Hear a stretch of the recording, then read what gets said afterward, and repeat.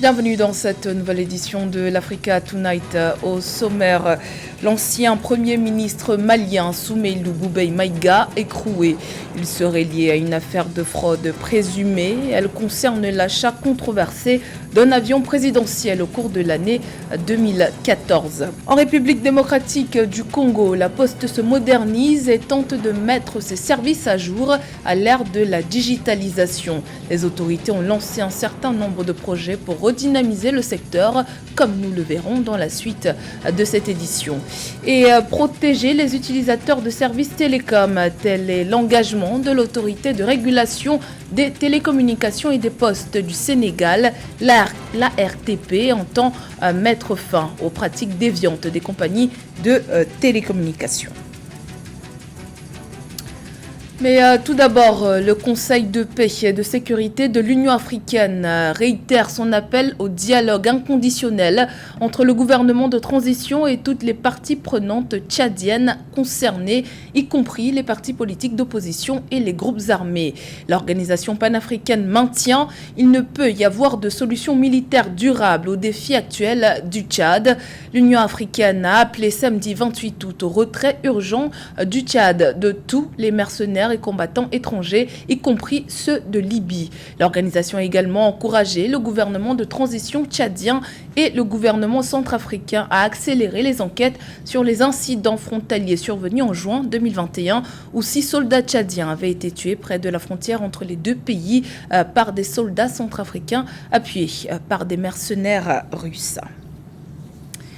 L'Union africaine, qui est la cible des critiques de rebelles tigréens en conflit avec le gouvernement fédéral du Premier ministre Abiy Ahmed en Éthiopie. Ce dimanche 29 août, les rebelles du TPLF ont accusé l'instance panafricaine de partialité à la suite de la désignation de l'ancien président nigérien Olusegun Obasanjo comme médiateur dans le conflit qui affecte le nord de l'Éthiopie depuis près d'un an.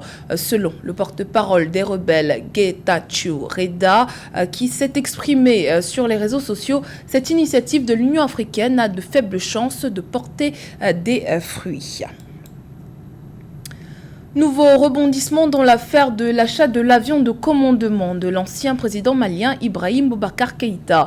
Son ancien premier ministre Soumeylou Boubèye Maïga a été mis sous mandat de dépôt par la Cour suprême le 26 août dernier pour sa possible implication dans cette affaire de fraude présumée. Il est soupçonné d'escroquerie, faux, usage de faux et favoritisme. Les précisions d'Aïssatou Bari. Au Mali, l'ancien Premier ministre Soumeylou Boubèye Maïga a été mis sous mandat de dépôt par la Cour suprême du Mali dans le cadre de l'achat en 2014 d'un avion présidentiel et de surfacturation d'équipements militaires représentant à eux deux plus de 130 milliards de francs CFA. Il est soupçonné d'escroquerie, faux, usage de faux et favoritisme. Madame Boiré Félix Sissoko, ex-ministre des Finances, a été également inculpée pour les mêmes faits.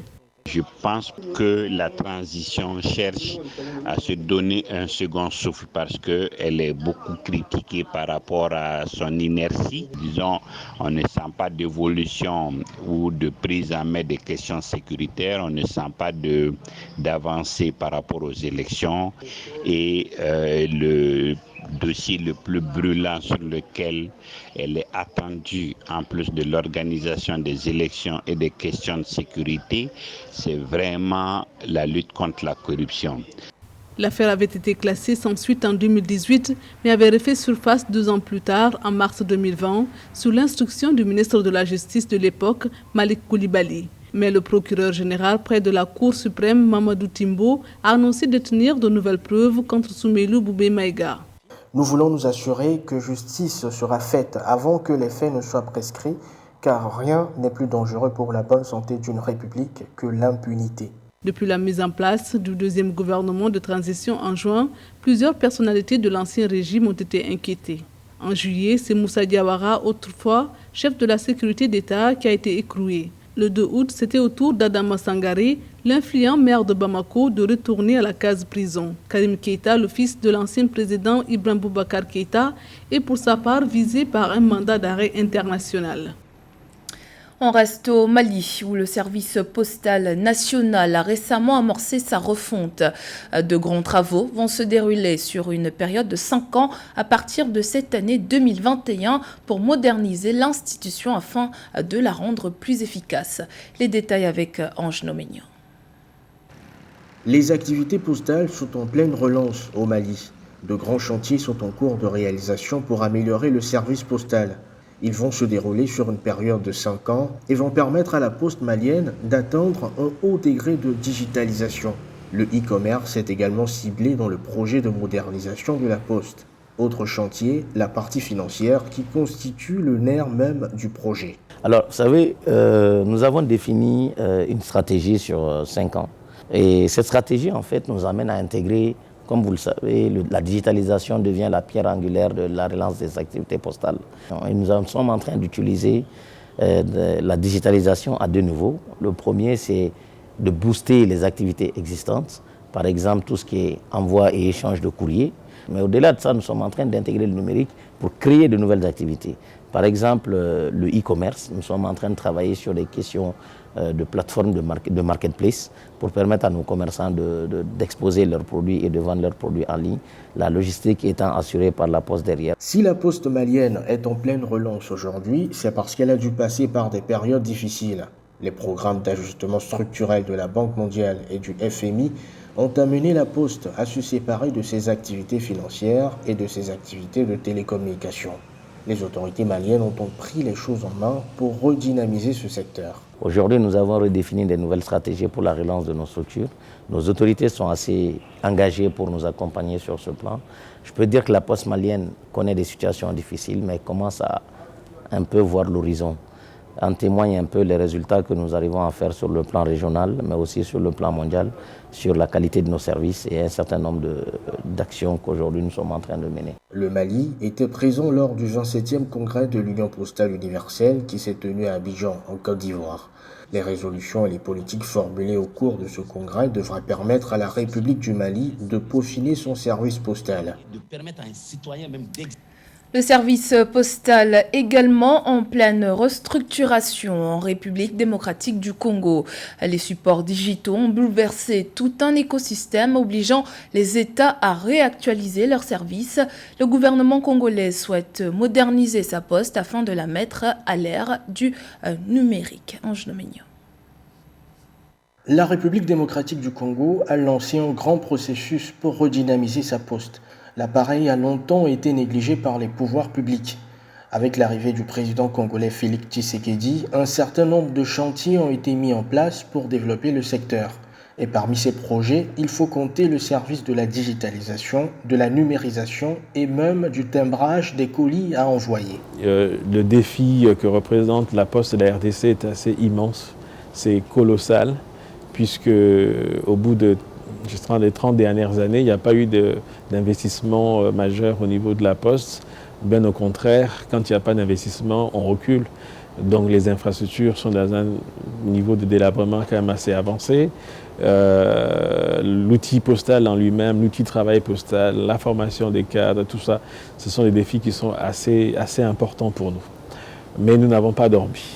Cela fait à peu près 4 mois que je suis de retour aux affaires au niveau de la Poste congolaise.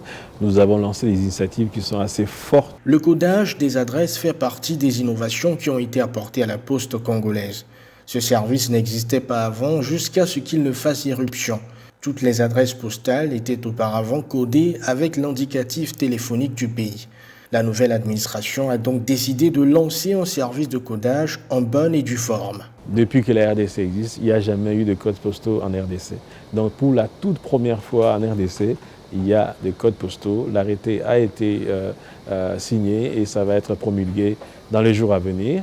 Et comme cela, ça sera en ligne. Tous les Congolais du monde entier, plutôt que d'utiliser, quand on nous demandait souvent quel est votre code postal, des fois on disait 00243. Et après les gens, non, ça c'est le préfixe des télécoms, mais le code postal c'est quoi? Donc désormais, nous avons des codes postaux dans notre pays. D'autres projets de modernisation sont en cours de réalisation, aussi bien pour le secteur de la poste que pour le secteur de la télécommunication. Il faut noter par ailleurs que la RDC était bien présente au 27e congrès de l'Union postale universelle qui s'est tenu du 9 au 27 août 2021 à Abidjan, en Côte d'Ivoire.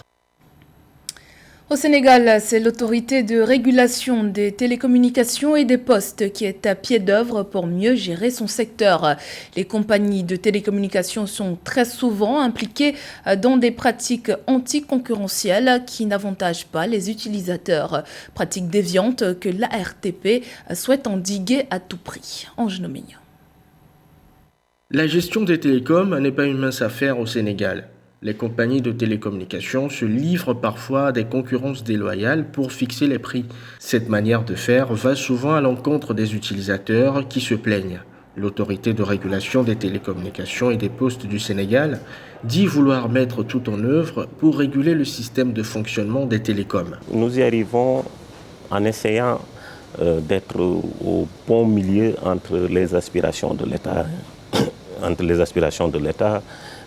pour le développement du secteur, entre les besoins du consommateur et entre également le besoin essentiel des opérateurs de grandir, de gagner de l'argent. Les pratiques anticoncurrentielles sont légion au Sénégal. La dernière mise en demeure de l'ARTP a été faite à l'encontre de la Société nationale des télécommunications du Sénégal, Sonatel.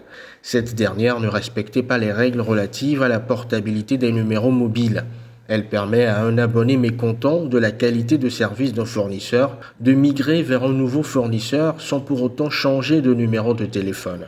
Les défis sont nombreux. Il s'agit d'abord de la digitalisation, je viens de le dire tout de suite, nécessaire au développement du secteur.